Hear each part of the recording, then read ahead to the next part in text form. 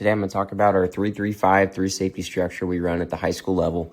Talk about a little bit of the stuff we do with our front, the different coverage variations, how we match formations and personnel, as well as some of the modifications we make with it, just to be better prepared for Friday nights. A brief background on who I am. I'm Derron Reddick. You can see my social channels and my Gmail at the top right if you'd like to get a hold of me. Come from Council Grove, Kansas, coached here since 2020. A small school here in Kansas, Northeast Kansas. We're a Class 3A, 2A school. Kansas goes up to 6A, so we're kind of in that low middle portion.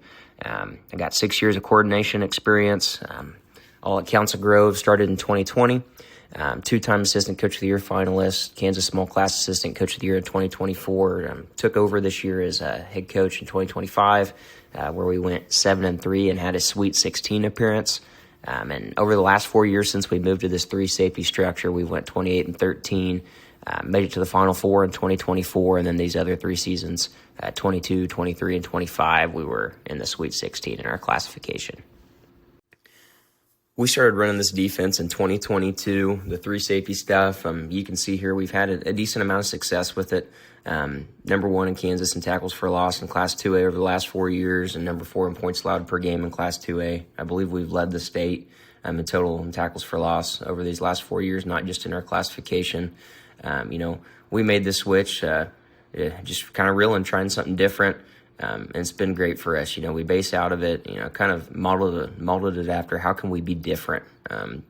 You think as a defensive coordinator, you're preparing, especially as a high school coach, you're preparing for those one-off weeks where maybe you're seeing flex bone or something like that. We kind of wanted to be that defense, or on the defensive side of football, be like that, be something different somebody has to prepare for. And we feel like we found success in it. And again, today I'll kind of talk about some of those things we do and why we have success in doing what we do. Start here by talking about the positions and base responsibilities, abilities that are needed to be had at each of our positions in our defense. You can see here a snapshot of kind of just our base alignment to 2x2, 10 personnel, day one install stuff and how we align. Pretty similar to most 3 high safety teams. That middle safety, which we call our jack, hence the J you see there. We align him a little bit tighter than what you see at the college level. We'll put him 7 to 8 yards in depth. But we have our field corner, our field safety, our boundary safety, boundary corner. The good thing is if you're at a smaller school, you don't necessarily have to declare these guys. You can stick them on their sides and play it. Most of the time, honestly, that's what we end up doing. Our linebacker positions, we got our Mike there in the middle. Our Sam goes to strength, and we are a formation strength team, not a field boundary strength team.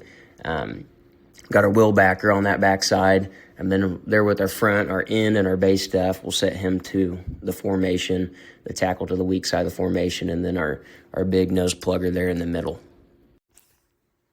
The first set of positions here, this subset of positions are called the triangle. This is where our linebackers and our middle safety go. Being a Class 2A, 3A school, we only have 4 coaches on our staff, or anywhere from 40 to 60 kids.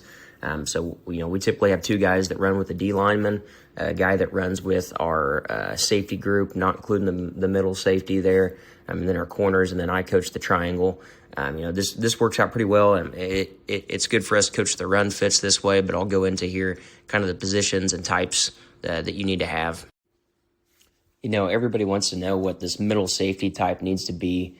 For us, this is our jack position, and kind of the most important, abilities this kid has to have is he has to be a good inside-out run fitter. He has to work forward and backward, not so lateral.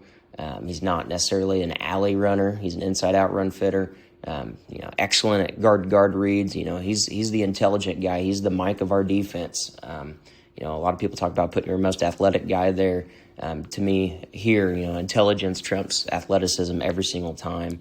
Kind of our story in 22, we've had a 10-700 runner, 21-7-200 runner here, a double state champion in Kansas at the small school level.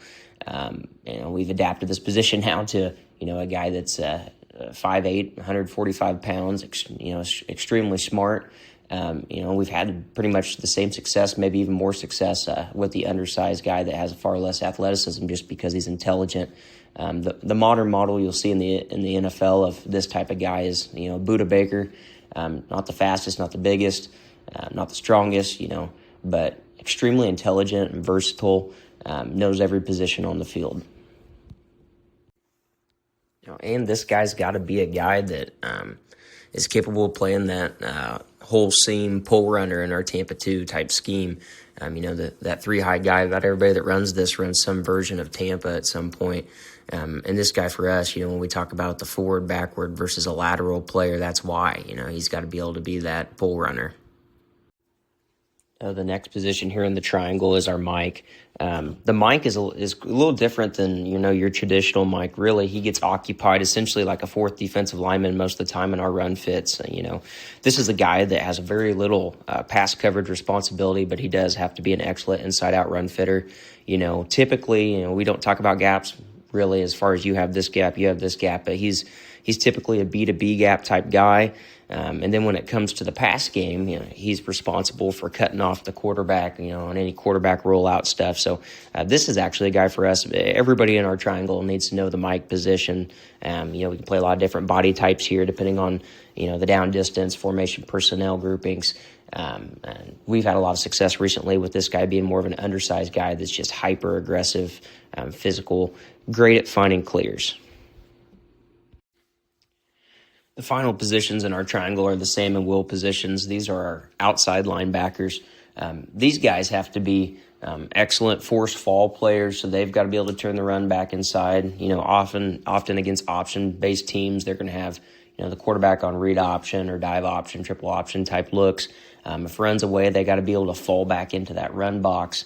And then whenever they see the pass game, they got to be excellent hook curl droppers. Have enough athleticism. A lot of times on the backside, our Will has to play man on back out type stuff. And then our Sam and Trips has to be able to carry 3 out in vertical. So a real hybrid position.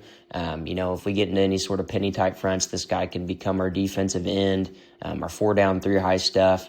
One of these outside linebacker types will come in and play that end position for us. And also in our 2-4-5, 3 high structure, this guy will come in and kind of be our double mug type look. That has to have a lot of athleticism to be either a pass rusher or inside pass dropper in the short zones. The next position group we'll talk about is our defensive line. The first one I'll go into here is the nose guard on our defensive front.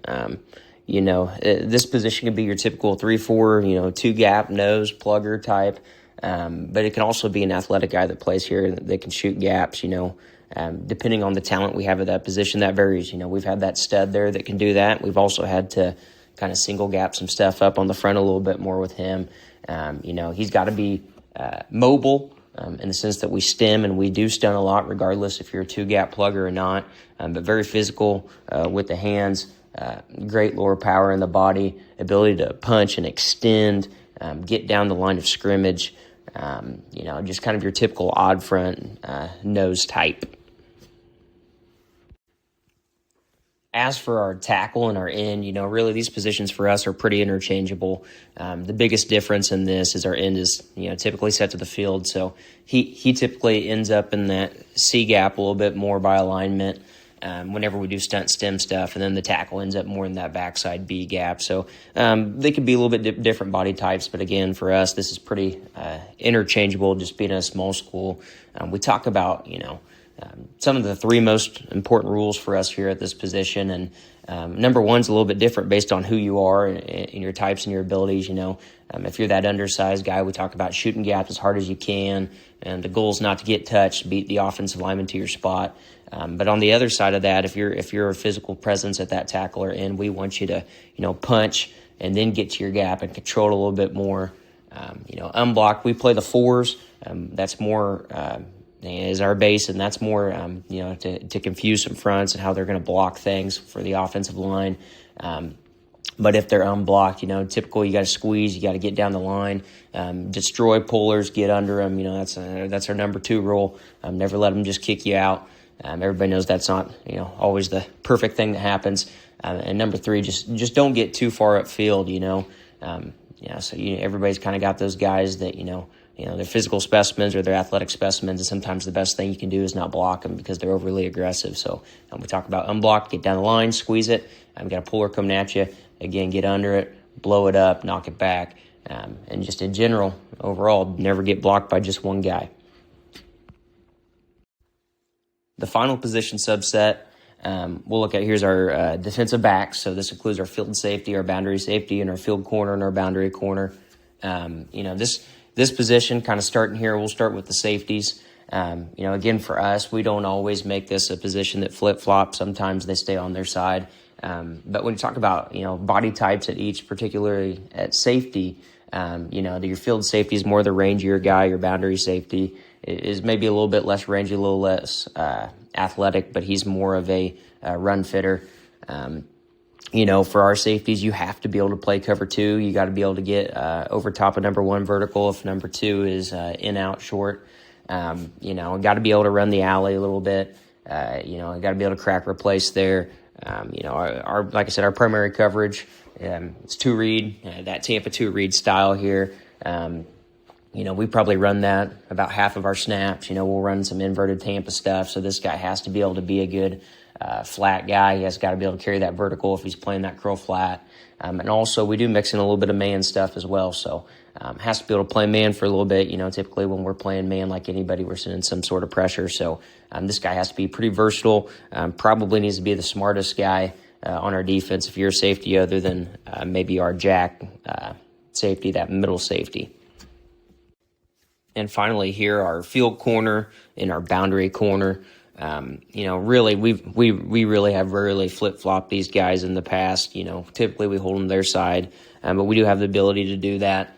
Honestly, our field corner, again, rangier type. Our corners in general, they have to be able to play that hard cover two. They have to be able to attack flats, play some trap coverage type stuff. We also do the inverted Tampa, so we do a little bit of cover three as well, so they got to be able to play the deep, and we get put on islands on the backside of stuff a lot. So have the versatility to play man there. These guys aren't always our smartest guys, but they have to be extremely good athletes that are aggressive. We've had the long 6'1", 6'2" corner type lean. We've also had the 5'8" corner that just kind of gets after it. So if you have the ability to play cover two, can play some man and play some deep third halves, then you can play corner for us.